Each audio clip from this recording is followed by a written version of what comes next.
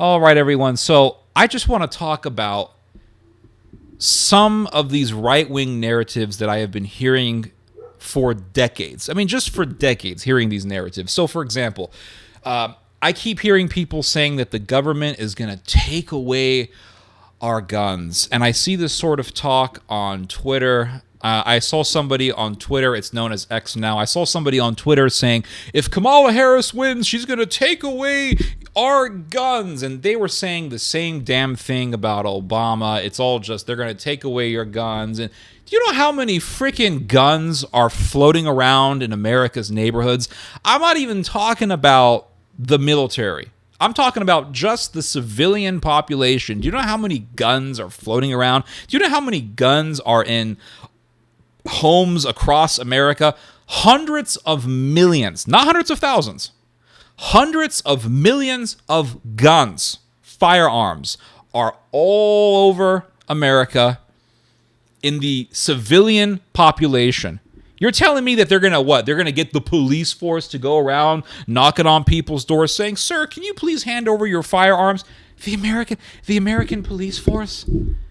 I've heard people say things like, well, the police, if they're told to take away our guns, they're going to do it. You have these libertarian types who talk this way. If America's police force is ordered to take away our weapons, I mean, they would do it. If given the orders, they would do. The American police force would run away before executing that type of an order. They would run away because the police force in this country doesn't have the manpower to do something like that. It doesn't have the manpower. Hundreds of millions of weapons all across America's civilian population. These cops are just going to, knock on people's doors? Excuse me, sir. Excuse me, sir. Excuse me, sir. Can you hand over? Cops would be mowed down. You would have these lunatic, crazy, right-wing, just crazy people who would just shoot cops. That's exactly what would happen. They would shoot cops. And the cops wouldn't want to do it. The cops would not want to do this. The cops would run away from doing such an order. Because there are, There's, a few 100,000 cops in America? There's hundreds of thousands of cops in America. You have millions of gun owners. The cops are not going to win in such a situation, right? The cops would not win. The cops would not be able to complete such a mission.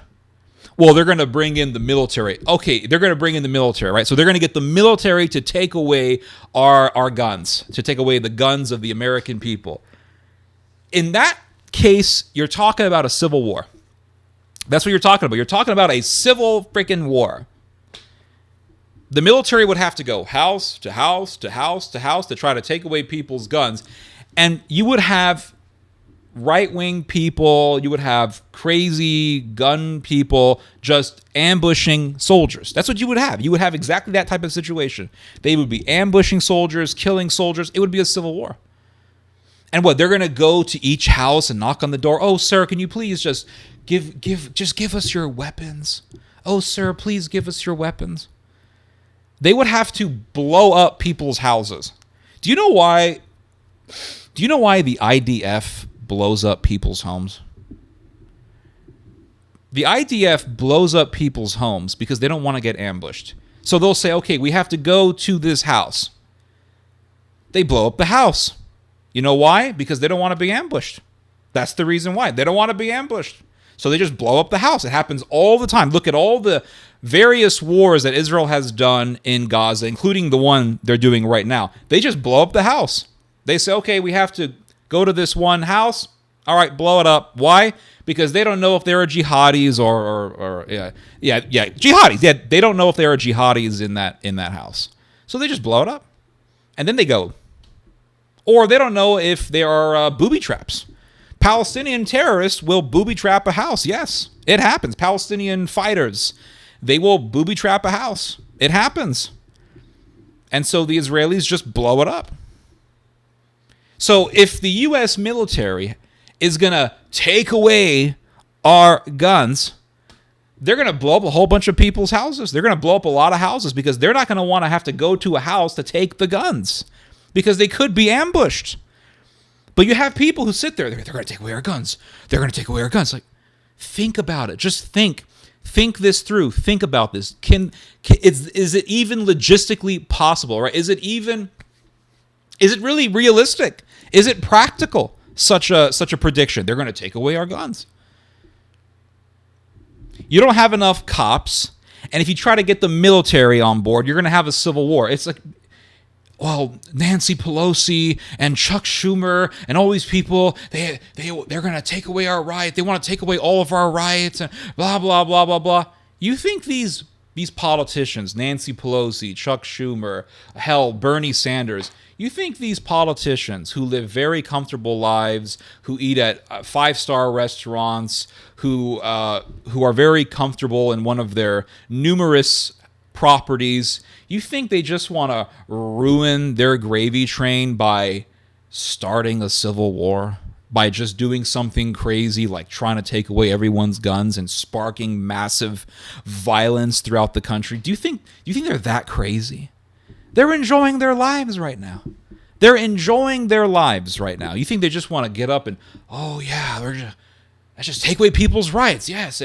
If these people were that powerful, they would have done that years ago. They would have done that years ago. See, people think that the current state of government, they think that the status quo, right? They think that the established government is conspiring. You know, the established politicians, they're conspiring to take away your rights. They're going to go after you. And when you read history, when you read about how tyrannies come about, that's usually just not the case. When you read, for example, the French Revolution, it was provocateurs, inciters, inciting the working class, inciting the poor people to rise up and kill the rich, to kill the wealthy, to kill people who were powerful in politics. And you know what happened? Tyranny was ushered in. Real, actual tyranny was ushered in. But they were saying, oh, the king is a tyrant. The king is a tyrant. There was a guy in the French Revolution. His name was Diderot. And I'm pretty certain it was Diderot who said something to the likes of, I will be finally satisfied when the last king is strangled to death with the intestines of the last priest. He said something like this. So this Diderot guy, he was arrested and put in prison. He was put behind bars. And the Enlightenment thinkers in those days, whose philosophy eventually sparked the French Revolution, these Enlightenment thinkers in that time were all about freedom of speech. They were all about fighting tyranny, overthrowing the tyranny of monarchism. Monarchy is bad. The church is bad. The church is tyrannical. Monarchy is tyrannical. It's all despotic, blah, blah, blah, blah, blah, blah, blah. And people listened to them.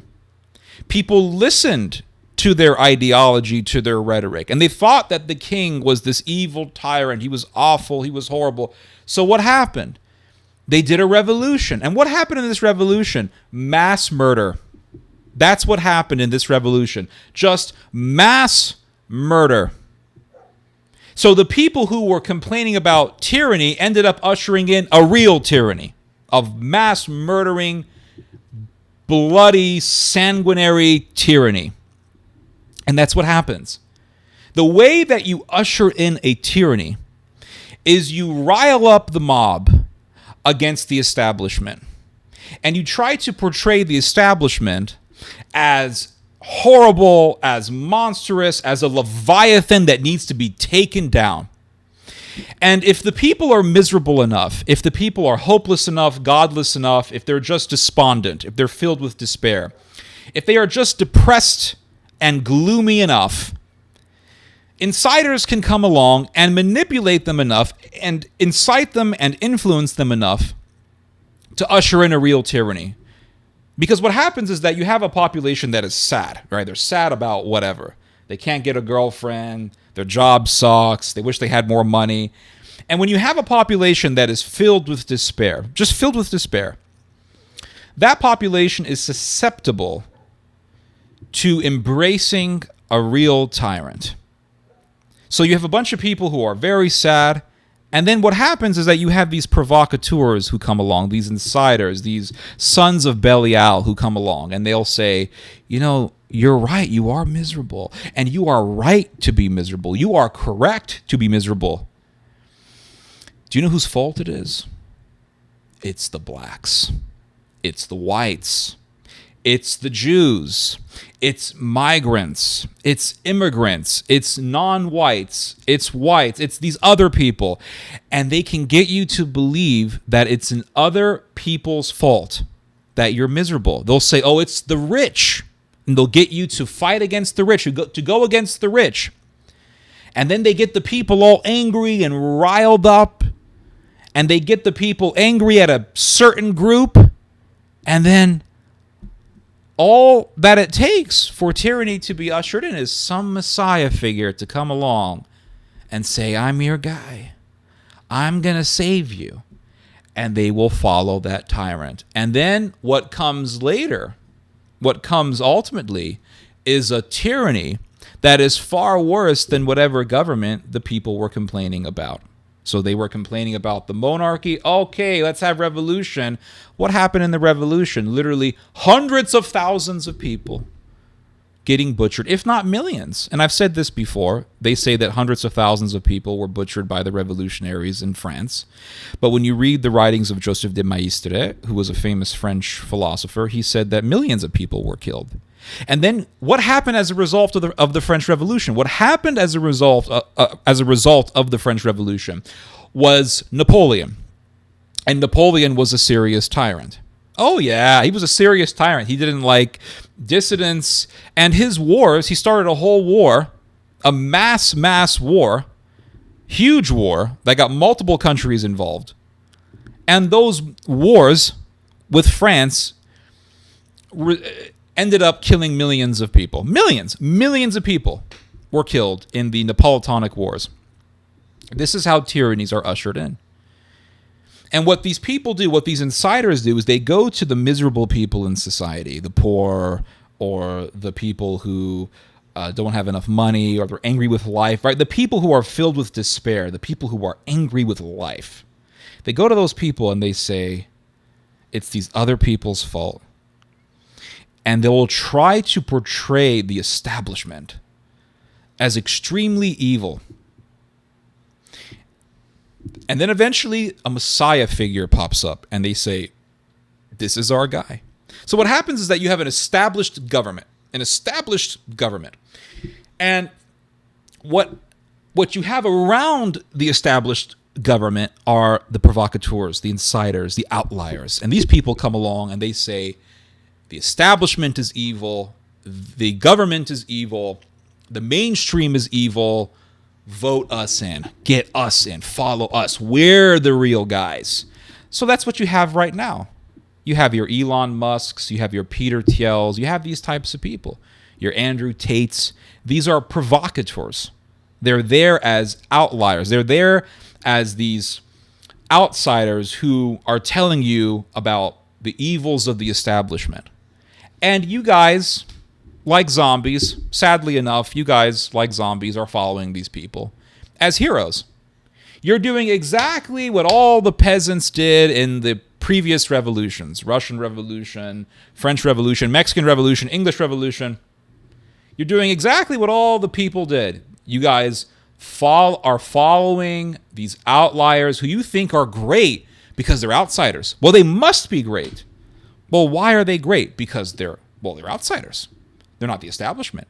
So they want you to think that because something is the establishment, that means that that's the evilest one. That's the worst. It's the establishment. But because these people are outsiders, well, they must be good. So that's what happens. You have an establishment, and then you have these outliers. And the outliers are constantly trying to provoke the people to go against the establishment. They're constantly trying to get the people, to convince the people to think that the establishment is the great evil, and they need to follow them, the outliers. They need to follow them, the people who are rogue or the people who are anti-establishment. And that's what you see right now. That's exactly what you see happening right now. You have the mainstream media, CNN, MSNBC, whatever, Fox News. And again, these people, I will agree that these mainstream media outlets, they have ruined their own reputations. They've done this to themselves to a great extent. So then what happens? You have social media. Social media right now is beating mainstream media. And social media is really coming to the point where it is now becoming the mainstream. And that's another thing that people don't think about. They'll say the mainstream is evil. Mainstream. Go with the people's media. Go with social media. Go with alternative media. Go with the alternative. Go with the outsiders. And they don't really think about the fact that once these outsiders become popular enough, they become the mainstream. It's kind of like if you hate the king and you want to overthrow the king, and you get people to overthrow the king, you then become the king. So you have, for example, you had people in the 18th century saying, "Oh, the monarchy is bad." So they overthrew monarchy, and then they just ushered in tyranny. Monarchy is bad because it's tyrannical. What's your solution? Tyranny. And that's how all this deception works. They don't get you to they don't get you to see past the rhetoric that they're saying. The rhetoric is, this government is bad. Mainstream is bad. Okay, so then we're all going to follow you guys. And then what happens? You guys become the mainstream. And that's what happens. That's what happens. And people are just falling for this stuff all the time. You have these conservatives who sit there and they'll say, well, transhumanism is evil. And they're right. I agree. Transhumanism is evil. I don't like it. But then they'll follow Elon Musk. It's like, what the hell? They follow Elon Musk. Elon Musk is a hardcore transhumanist. Or they'll follow Peter Thiel, who's a eugenist. They'll sit there and say, oh, the left is all about eugenics and the Democrats believe in eugenics. Okay, fine. Yeah, there are lefties or liberals who believe in eugenics. Okay, fine. I agree, right? It's the liberals who are always pushing for abortion. And it's the liberals who are saying that if a unborn child has Down syndrome, the mother should abort the child. That's eugenics. But don't sit there and say that you're anti-eugenics, but then love Elon Musk, because Elon Musk is a eugenist. He's a transhumanist. Peter Thiel is a eugenist. These are transhumanist eugenists. That's what these people are. But you have these righties who follow them, and you have Elon Musk talking about being able to download consciousness, to save our actual memories into a file, and then to be able to upload those memories into someone else's brain, like the freaking movie Get Out. This is like Get Out. This is like the movie Get Out. This is transhumanist eugenics, creating the superhuman, the Übermensch, creating human 2.0. That's what this is about. And if you go look into the transhumanist agenda, go read about the transhumanist movement, you'll find terms like this, human 2.0 and all that stuff. That's what these people are about. But yet you have people who say, oh, these are our favorite guys. They're all about free speech. They're all about free speech. And here's how things work. You have an established government. Once that established government feels that it's being threatened, that its very existence is being threatened, that established government will take free speech, throw it out the window. Free speech, by the way, I think for the most part, free speech, I don't want to say it's an illusion, because we do have, to a great extent, we do have free speech in America. I mean, I'm talking in front of you, right? I'm talking on YouTube. I'm talking right now, right? This is my free speech. I'm expressing my thoughts without any fear of being arrested. So I don't want to say it's an illusion. But free speech, to some extent, is a facade. And what I mean by that is that it's a facade in the sense that once you become popular enough and your speech is threatening the establishment in some way, the establishment will find a way to nail you, will find a way to try to shut you up. We've seen this with Alex Jones. We've seen this with numerous other people. Once you are a threat, and by threat I mean what you're saying is a challenge to the establishment, and you are popular, because you're not a threat if you're not popular. If you got 50 views on your YouTube channel, you're not a threat. But if you have millions of views on your YouTube channel, or hundreds of thousands of views on your YouTube channel, or Rumble channel for that matter, and what you're saying is dangerous for the establishment, in the sense that you can rile up mobs against the government, then yes, you are a threat to the state. And the establishment will try to do something, or will do something to try to silence you. And free speech goes out the window. But here's the thing. This is the case for all governments. And this has been the case for all governments in every human society that has ever existed. In every single human society that has ever existed, the idea that you can say literally whatever you want,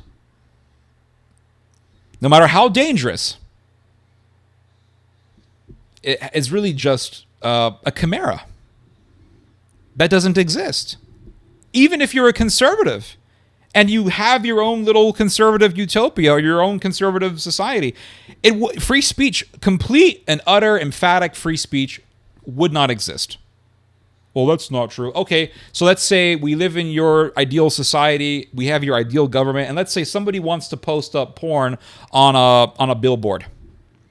And they have the money, they can pay money to rent the billboard, to use the billboard, and they want to post up naked ladies, or they want to portray sex acts on a billboard.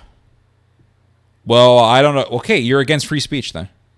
Right? You are against free speech. The idea of free speech doesn't really exist. I know I said that. I don't want to say it's an illusion, but there are societies that are freer than others. That's what I was trying to say. There are societies that are freer than others, and there are societies where you can say more than in other societies. But the idea of free speech doesn't exist. Why not? Well, because think about it. It's just look at that term, free speech. It means I can say whatever the hell it is that I want. No, you can't. And that has never existed. It has absolutely never existed in any society that has ever existed. You go back to ancient Israelite society when they were worshiping the God of Abraham, Isaac, and Jacob. There was no free speech. You couldn't blaspheme against God without the law being involved. That's when Israel was a righteous country. And if you're a Christian, you have to accept that that's what God wanted. If you are a Christian, you have to accept that God doesn't believe in free speech. And he doesn't. It literally says it right there in the Old Testament. You cannot blaspheme against God without having a punishment imposed upon you. It just doesn't exist. There is no such thing as free speech. It's garbage. And everyone's talking about, oh, the government is just going to come and they're going to do all of this rhetoric. Here's my opinion. And again, I could be completely wrong. I can be completely just whatever, full of crap, egg in my face, the whole thing. But the way I see things going is you have the establishment and then you have these outliers, these outsiders, alternative media, alternative politics, this new wave of politics that we've been seeing for the past decade or so, this new wave of politics, which is isolationist, anti-immigration, anti-migrant, in many cases racist, in some cases eugenists, social Darwinists, right? This whole new wave of politics that we've been seeing, where you have the Dark Enlightenment and the whole Curtis Yarvine thing. In this whole new wave, what this is it's a movement that wants to topple established governments in the Western world. It's a movement that wants to topple established governments.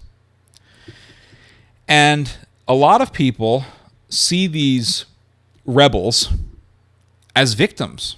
They see them as victims because they're rising up. And like I said, when a movement is rising up and it's very popular and it's a threat, the government is going to respond because the government knows that its existence is on the line if it doesn't do anything. So it has to do something. And that's why you see all this censorship. That's why you see people getting arrested for saying certain things in the UK or in other parts of Europe and France. You see people getting arrested. Why are people getting arrested? Is it because the government is sitting there thinking, okay, we have to take away people's rights because we hate rights? You know, it's like that whole trope that we've been hearing since 9/11. And we've stopped hearing it, thank God, but we heard a lot of it after 9/11.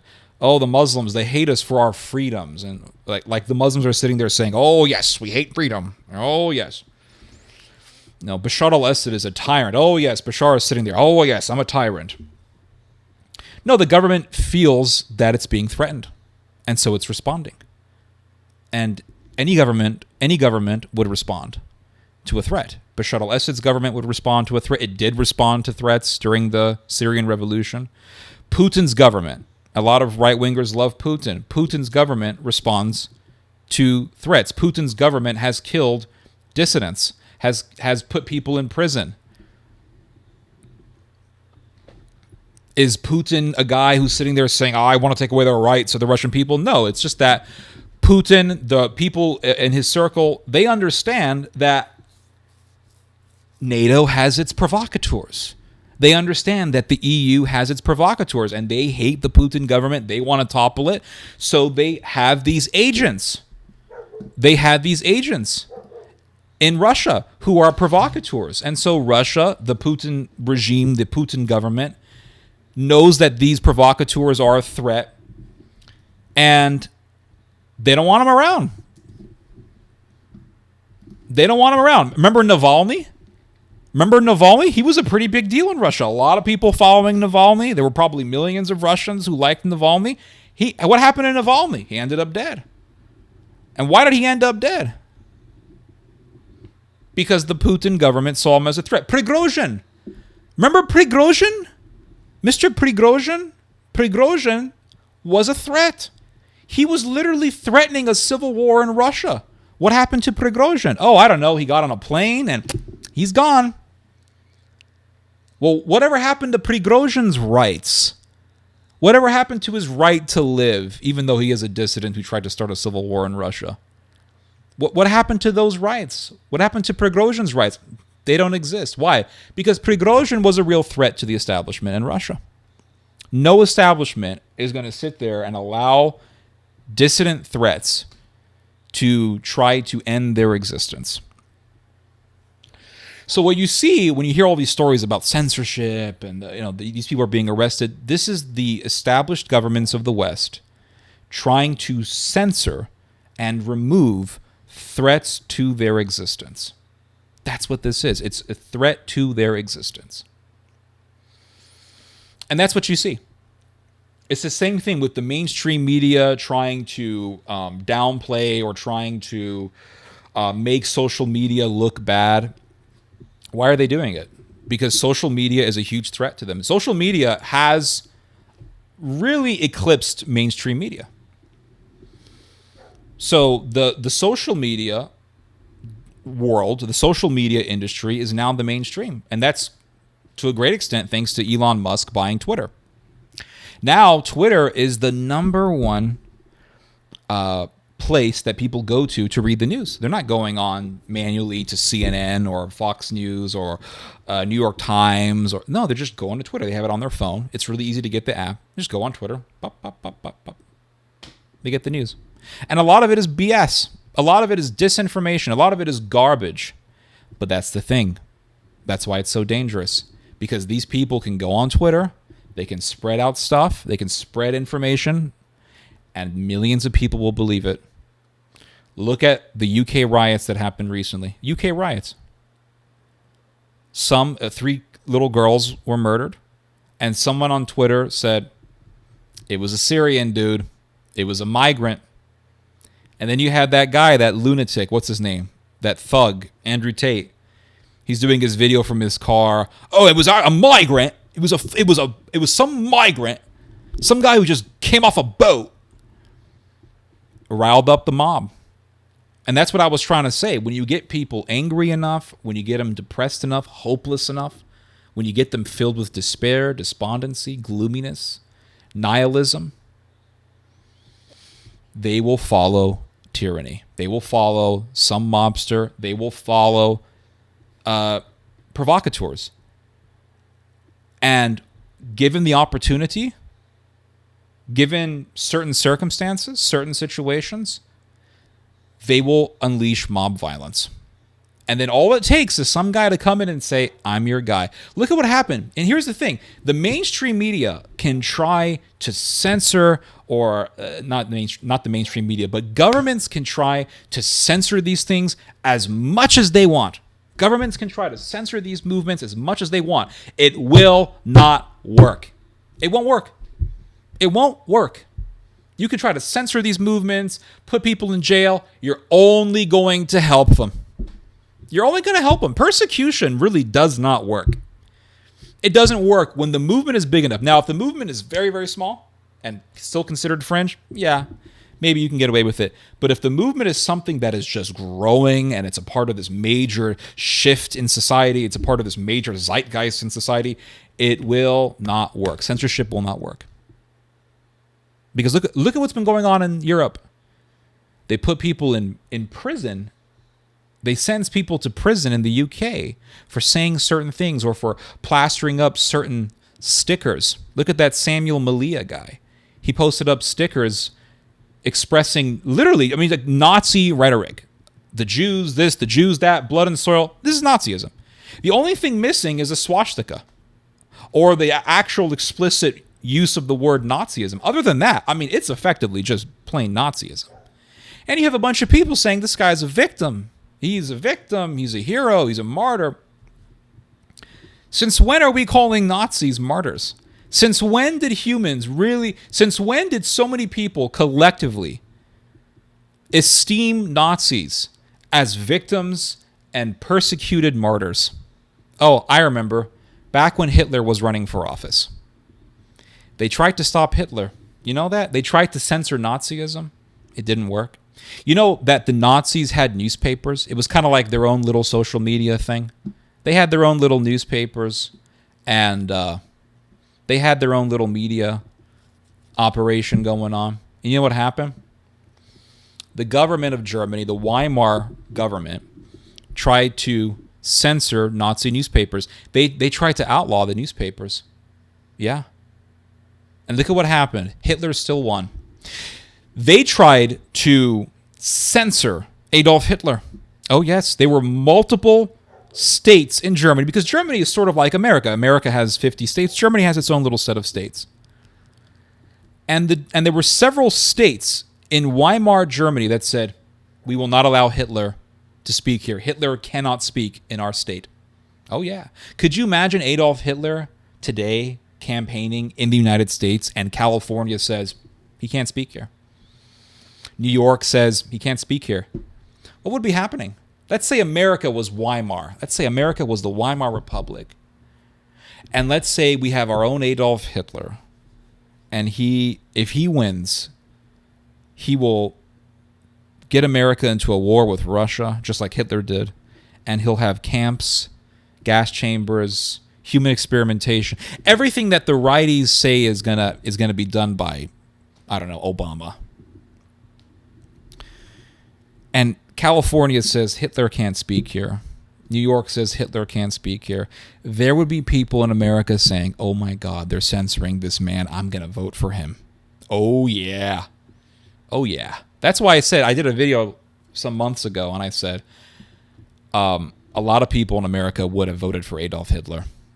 Why do I say that? Because a lot of people in America are talking about Marxism all the time. Communism, Marxism, social cultural Marxism. Harris is a Marxist. Obama's a communist. They're all commies. We live in the Soviet Union. America has become the Soviet Union. America has become the Soviet Union. And you have these professional speakers, these talk radio types, these influencers saying things like this. Oh, we're living in communist America. What do they say? The United States, or the United Soviet States of America. We live in Soviet America. This is just like the Soviet Union. And they're saying this while being overweight, eating all fast food all the time, eating Twinkies, doing whatever they want, being millionaires. Oh, but we live in they live in the Soviet Union. Right. Give me a break. But with that type of rhetoric, I mean, if Adolf Hitler popped up and he said, hey, I'm fighting the Marxists, and that's what Hitler did. He said, I'm fighting the Marxists, I'm fighting the commies, and people voted for him. And Americans would vote for Adolf Hitler. Mark my words. But going back to what I was saying about the state that we live in this state where we have the established government. So many people hate the established government. And then you have all these outliers who are saying we need to hate the established government. All these people I see on Twitter who are talking about the establishment and the elites and the this and the that and the this, I don't think all of them, but I think a lot of them are really, they have ulterior motives. And those ulterior motives are chaos and revolution. They want us to revolt. They want revolution against the established states, against the established governments, just like NATO wanted and still wants revolution in various parts of the Middle East. Great example of this, the Egyptian Revolution. In the Egyptian Revolution back in 2011, what were they saying? Mubarak is a tyrant, a despot, a killer, kills his own people. And NATO was pushing this narrative, and they used Twitter, just like people use Twitter today, to rile up mobs. They used Twitter to rile up mobs in Egypt against the government. And Mubarak was evil. He killed his own people. He was terrible. He was censoring people. He was against free speech, suppressing free speech. And what happened? A revolution happened. And guess what happened? The Muslim Brotherhood took over Egypt temporarily, but nonetheless, they took over Egypt. And Egypt almost became a complete Sharia state. So they said Mubarak was a tyrant. So they overthrew Mubarak, and what did they get? What did they get? They got Mohammed Morsi, who wanted Sharia law. They got a tyrant who was worse, 50 gazillion times worse than Mubarak. Syrian Revolution, Bashar al-Assad, tyrant, evil. He kills his own people, shoots his own people. Demonstrations in the street. They were using the internet against Bashar al-Assad. And that's why, by the way, that's why his father, what was his name? Hafiz al-Assad. That's why he banned the internet. Oh, these tyrants, they banned the internet. You wonder why they banned the internet. We're talking about Western countries, or we're talking about big Western media outlets that censor people. Okay, fine, they censor people. You have and you've had governments within recent time who just banned the internet. They just said, no internet. Hafiz al-Assad was one of them. No internet. No, get out. They just banned the internet.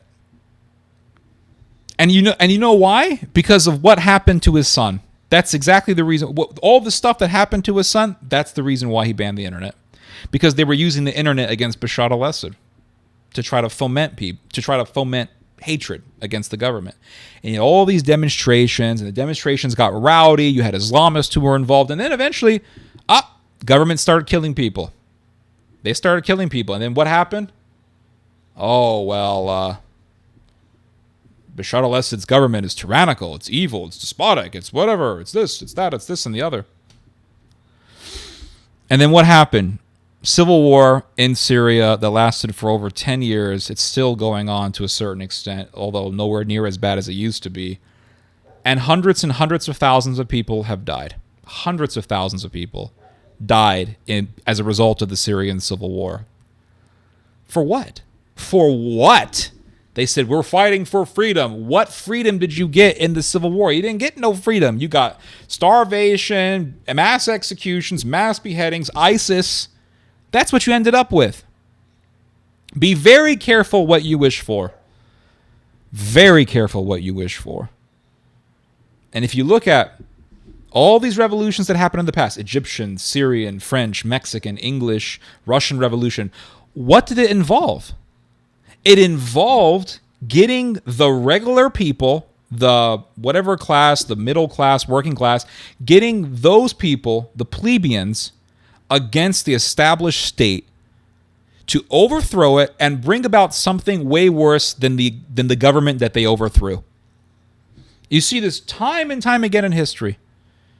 We've talked about the French Revolution, but you can talk about the Mexican Revolution. You had the Mexican Revolution, and what was the result of the Mexican Revolution? The Calles regime. And Caius came out, Elias Caius, what did he do? He said, I'm gonna ban the whole church. What? Yeah, well, I thought the Mexican Revolution was about el gente, the people. The people. Why are you trying to ban the main religion of el gente? Because he's evil. But you see, people didn't see that. They thought, oh, freedom, the people, overthrow the government. Caius tried to do what? Literally ban the entire church in Mexico. He wanted to get rid of Christianity. Ban Christianity in Mexico.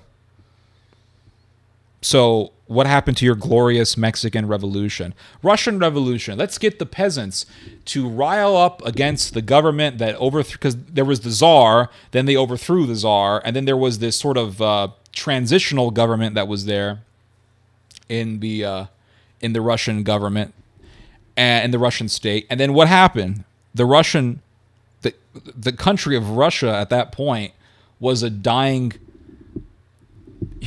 man. It was like the sick man of Eastern Europe. And it was living on life support. It was living on its final little threads.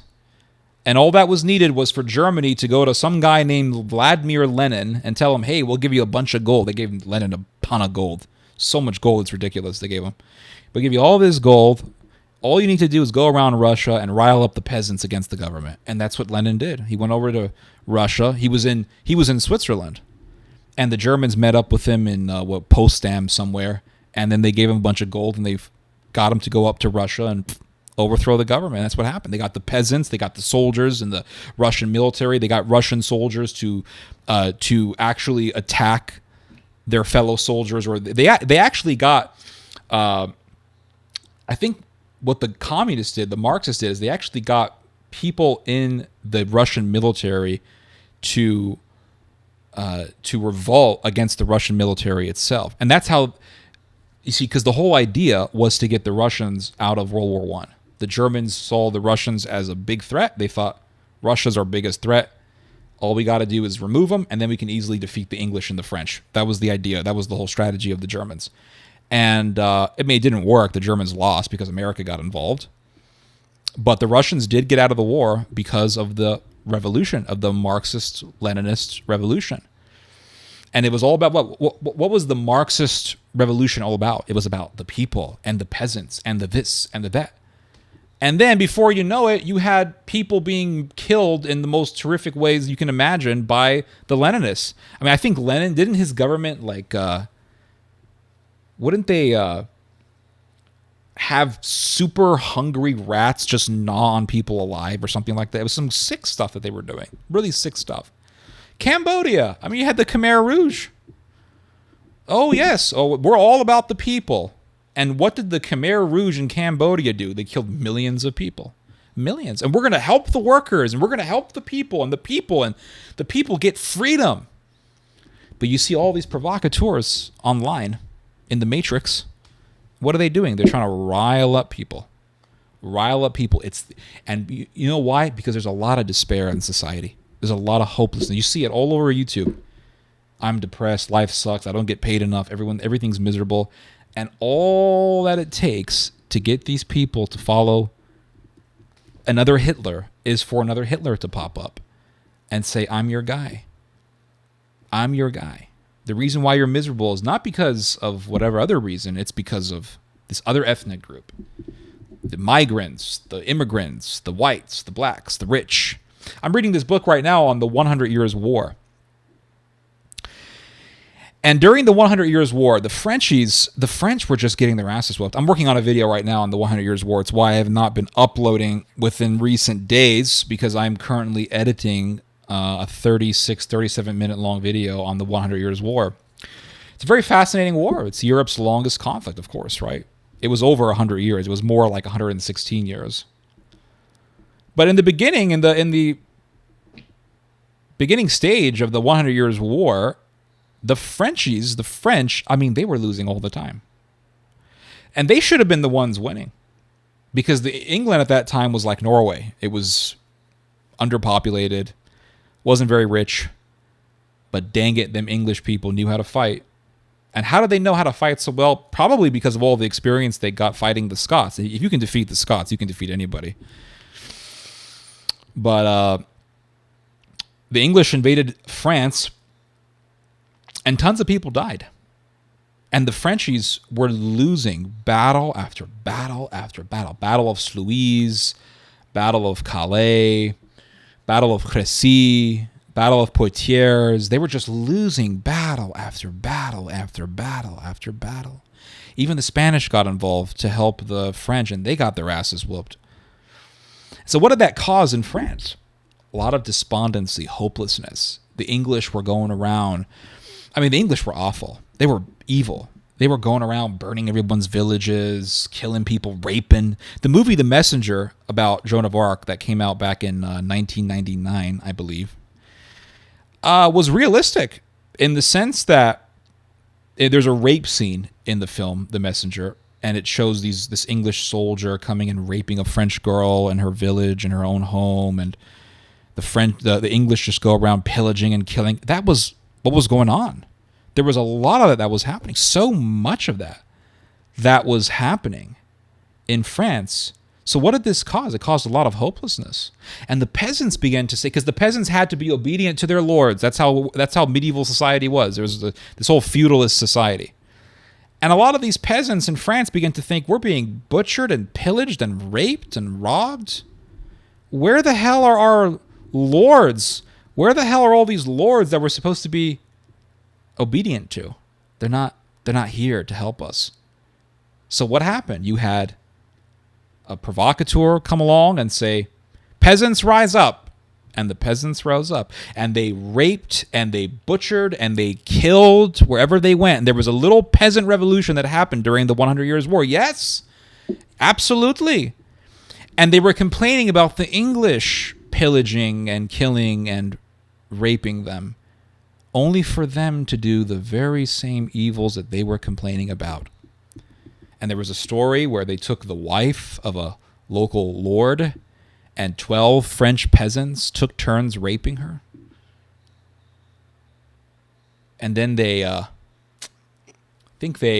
took her husband's heart and forced her to eat it, something horrific like that, or they forced her to drink her husband's blood. I mean, pretty demonic stuff. But that's how tyrannies rise up. That's how they rise up. That's how they get ushered in. All it takes is for one guy to come in and say, I'm your hero. I'm your guy. I'm your guy. And that's how tyrannies are ushered in. And that's what you see. You're seeing, I think right now what you're seeing is the beginning stages of just revolution. I'm not saying it's going to happen in America, but there was a time period in European history in like the mid 1800s, late 1700s, going into the late 1700s, mid 1800s or so, 1840s, where there was just a bunch of revolutions that happened in Europe. And I think we're sort of going back to that. I mean, you see this thing in France. You saw this thing in France, 2018, 2019. There was the Yellow Vest movement, and it was nasty. And those people wanted revolution against Macron. They wanted revolution. And they had their little mock guillotines up and all that stuff. And so I think we're seeing I don't want to say it's going to happen, because it may never happen, right? At least not in our own time. But what I will say is that what we're seeing is the rise of a major revolutionary ideology where it's just against the establishment and talking about how bad the establishment is and how bad the so-called elites are. And these people, a lot of people are following this sort of zeitgeist, not knowing that they themselves are following another set of elites. They're following Elon Musk and Peter Thiel. These are also elites. Just like in the French Revolution, you had elites who backed the French Revolution, or you had elites who backed the Russian Revolution. When you back a revolution, you're against one set of elites. You're doing so while maybe not knowingly, while following another set of elites. And I think revolutions, to some extent, are just the case of one set of elites overthrowing another set of elites, like the French Revolution. And they just use the peasants as pawns. They use the regular folks as pawns. So I think that's what we're seeing. We're seeing the rise of a major revolutionary spirit. And it's becoming pervasive. And it's very dangerous. It's very dangerous. If we can learn anything from history when it comes to revolutions, it's that revolutions tend to usher in just more tyranny. Or something more tyrannical than whatever the revolution claimed to have been against. And that's it. That's what I want to say. I haven't done a video in a little while, in a few days, but I will have more videos out, I assure you of that. And I wanted to get this out of my mind because I've been thinking about this, and I'm working on an article on this topic. So there you go. Anyway, you guys just heard some theology. God bless.